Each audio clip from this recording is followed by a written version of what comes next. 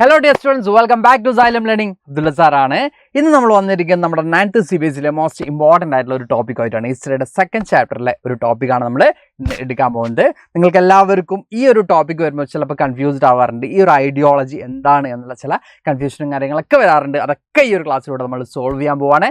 അതുപോലെ തന്നെ ഈ ഒരു ക്ലാസ് കണ്ടതിന് ശേഷം മക്കളെ ഇഷ്ടപ്പെടുകയാണെങ്കിൽ എന്ത് ചെയ്യുക, ലൈക്ക് ചെയ്യുക, അതുപോലെ തന്നെ കമൻറ്റ് ചെയ്യുക, മാക്സിമം ഫ്രണ്ട്സിനും ഷെയർ ചെയ്ത് കൊടുക്കുക കേട്ടോ. ഓക്കെ, അപ്പോൾ നമ്മൾ ഇന്ന് എടുക്കാൻ പോകുന്നത് ലിബറൽസ്, റാഡിക്കൽസ് ആൻഡ് കൺസർവേറ്റീവ്സ് എന്ന് പറയുന്ന ഒരു ഐഡിയോളജിയാണ് നമുക്ക് എടുക്കാനുള്ളത്. യൂറോപ്പിലുണ്ടായിരുന്ന നമുക്ക് ഡ്യൂറിങ് ദ റഷ്യൻ റവല്യൂഷനിലൊക്കെ യൂറോപ്പിലുണ്ടായിരുന്ന ഒരു ഐഡിയോളജിക്കൽ ഗ്രൂപ്പ്സ് ആയിരുന്നു ഈ പറയുന്ന ലിബറൽസ് ആണെങ്കിലും റാഡിക്കൽസ് ആണെങ്കിലും കൺസർവേറ്റീവ്സ് ആണെങ്കിലും. അവരെ കുറിച്ചാണ് നമ്മൾ എന്ത് ചെയ്യാൻ പോകുന്നത്, ഇന്ന് പഠിക്കാൻ പോകുന്നത്.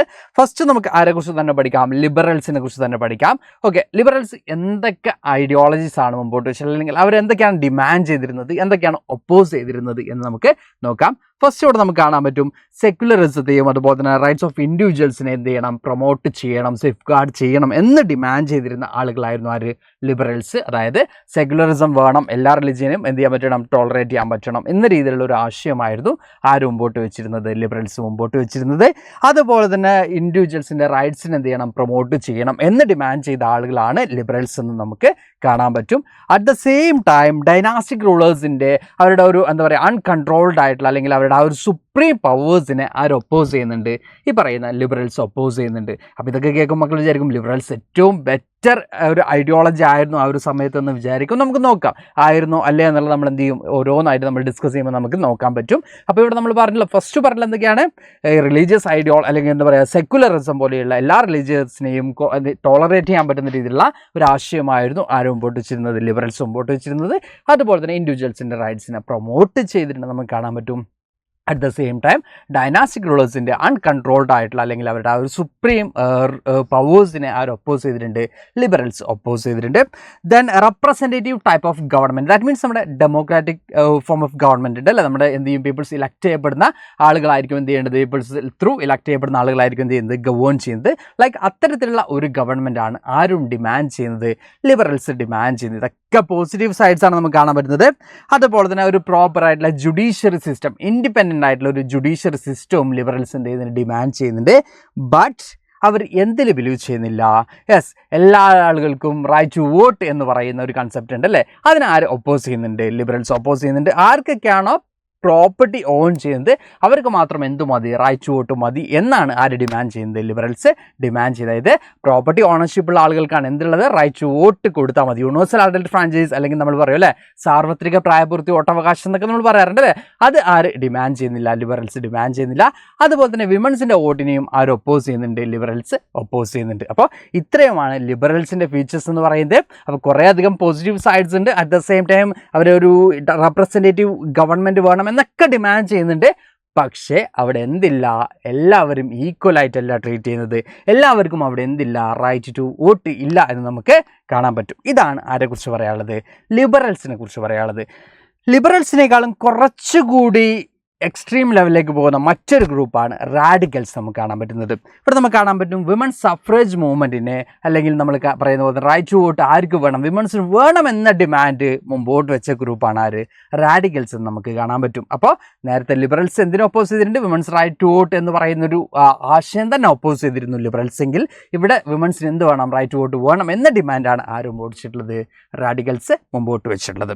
അതുപോലെ തന്നെ ഒരാൾക്ക് അയാളുടെ വെൽത്തിൻ്റെ ബേസിൽ അല്ലെങ്കിൽ അയാളുടെ എന്താ പറയുക അയാളുടെ ക്ലാസിൻ്റെ ബേസിൽ, ക്ലാസ് മീൻസ് റിച്ച് ആണോ പോറാണോ എന്നതിനനുസരിച്ച് റിച്ച് ആണെങ്കിൽ അയാൾക്ക് മോർ പ്രിവിലേജസ് കൊടുക്കുന്ന ഒരു സിസ്റ്റത്തെ ആര് ഒപ്പോസ് ചെയ്യുന്നുണ്ട്, നമ്മുടെ റാഡിക്കൽസ് ഒപ്പോസ് ചെയ്യുന്നുണ്ട്.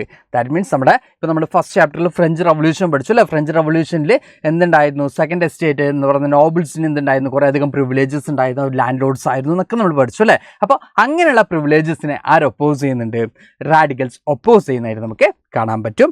അതുപോലെ തന്നെ ഒരു പവർ ഒരു സിംഗിൾ പേഴ്സണിൽ കോൺസെൻട്രേറ്റ് ചെയ്യുന്ന ഒരു സിസ്റ്റത്തെ അവരെന്ത് ചെയ്യുന്നുണ്ട്, ഒപ്പോസ് ചെയ്യുന്നുണ്ട്. ദാറ്റ് മീൻസ് ഓട്ടോക്രാറ്റിക് റൂളിന് അവരെന്ത് ചെയ്യുന്നുണ്ട്, ഒപ്പോസ് ചെയ്യുന്നുണ്ട്. ഒരാളിൽ മാത്രം പവർ കോൺസെൻട്രേറ്റ് ചെയ്യുന്ന ആ ഒരു സിസ്റ്റത്തെയും ഒപ്പോസ് ചെയ്യുന്നുണ്ട്. അറ്റ് ദ സെയിം ടൈം അവർ എന്തിന് എഗെയിൻസ്റ്റ് അല്ല, പ്രൈവറ്റ് പ്രോപ്പർട്ടിക്ക് എഗെയിൻസ്റ്റ് അല്ല, പക്ഷെ അതിന് എന്തുണ്ടായിരിക്കണം, ഒരു ലിമിറ്റേഷൻ ഉണ്ടായിരിക്കണം എന്നാണ് ആര് ഡിമാൻഡ് ചെയ്യുന്നത്, റാഡിക്കൽസ് ഡിമാൻഡ് ചെയ്യുന്നത്. അപ്പോൾ ഇത് മറ്റൊരു ഗ്രൂപ്പാണ് എന്ന് നമുക്ക് കാണാൻ പറ്റും. ഇനി ലാസ്റ്റ് ഗ്രൂപ്പാണ് നമ്മൾ പറഞ്ഞത് കൺസർവേറ്റീവ്സ്. കൺസർവേറ്റീവ്സിന് വേണ്ടത് ആ ഒരു ട്രഡീഷണൽ ആയിട്ടുള്ള സിസ്റ്റം ഒക്കെ എന്ത് ചെയ്യണം, റീഇൻട്രൊഡ്യൂസ് ചെയ്യണം, അല്ലെങ്കിൽ അത് എന്ത് ചെയ്യണം, എപ്പോഴും മെയിൻറ്റെയിൻ ചെയ്ത് പോകണം, അവരെ പ്രിസർവ് ചെയ്യണം. അതായത് നമുക്ക് എക്സാമ്പിൾ ഞാൻ വീണ്ടും എങ്ങോട്ട് പോകണം, എന്തായാലും മക്കൾ ഫസ്റ്റ് ചാപ്റ്ററാണ് കംപ്ലീറ്റ് ചെയ്ത് നിൽക്കുന്നത് അല്ലേ. ഫസ്റ്റ് ചാപ്റ്ററിൽ നമ്മുടെ ഫ്രഞ്ച് ഗവേൺ ചെയ്തിരുന്ന ബൗർബൺ ഡൈനാസ്റ്റി ഉണ്ടായത് അല്ലേ, അവരെ റിസ്റ്റോർ ചെയ്യുക, അല്ലെങ്കിൽ അത്തരത്തിലുള്ള ഗ്രൂപ്പുകൾ എന്ത് ചെയ്യുക, മാക്സിമം പ്രിസർവ് ചെയ്യുക എന്ന ഡിമാൻഡായിരുന്നു ആരും മുമ്പോട്ട് വെച്ചിരുന്നത്, കൺസർവേറ്റീവ്സ് മുമ്പോട്ട് വെച്ചിരുന്നത്. Wanted some changes that were inevitable, ആവശ്യമുണ്ടെങ്കിൽ മാത്രം ചില മാറ്റങ്ങൾ മതി, അല്ലാതെ എന്ത് മതി, ട്രഡീഷണൽ ആയിട്ടുള്ള ആ ഒരു കൾച്ചർ തന്നെ മതി, ട്രഡീഷണൽ ആയിട്ടുള്ള ആ ഒരു ഡൈനാസ്റ്റിക് റൂൾ തന്നെ മതി എന്ന് ഡിമാൻഡ് ചെയ്ത ഗ്രൂപ്പായിരുന്നു ആര്, യെസ് നമ്മുടെ കൺസർവേറ്റീവ്സ് എന്ന് നമുക്ക് കാണാൻ പറ്റും.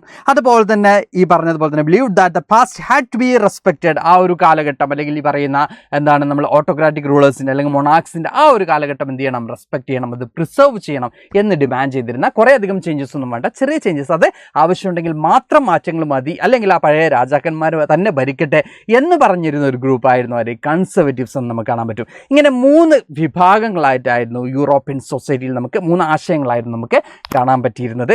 ഇതിൻ്റെ ബാക്കി ഡീറ്റെയിൽസും കാര്യങ്ങളൊക്കെ നമ്മൾ അടിപൊളിയായിട്ട് തന്നെ നമ്മുടെ നിഞ്ച ബാച്ചിൽ ഡിസ്കസ് ചെയ്ത് കഴിഞ്ഞുകൊണ്ടിരിക്കുകയാണ്. ഓക്കെ, അപ്പോൾ ഈ ഒരു ബാച്ചിൽ ഇനിയും ജോയിൻ ചെയ്യാത്ത മക്കളുണ്ടെങ്കിൽ എന്ത് ചെയ്യുക, ഉടനടി തന്നെ നിങ്ങളുടെ ആ ഒരു അഡ്മിഷൻ ഉറപ്പെടുത്തുക. അതിനുവേണ്ടിയുള്ള നമ്പർ താഴെ പോയിക്കൊണ്ടിരിക്കുന്നുണ്ട് അല്ലേ. 2999 രൂപ മാത്രമാണ് ഒരു വർഷത്തേക്ക് ഫീസ് വരുന്നത്. ഡെയിലി ലൈവ് ക്ലാസ്സസ് ഉണ്ടാവും, റെക്കോർഡഡ് ക്ലാസ് ഉണ്ടാവും, അതുപോലെ തന്നെ ഓരോ ക്ലാസ്സസ് കഴിയുമ്പോൾ നോട്ട്സും സ്ലൈഡ്സ് ഒക്കെ നിങ്ങൾക്ക് അവൈലബിൾ ആയിരിക്കും.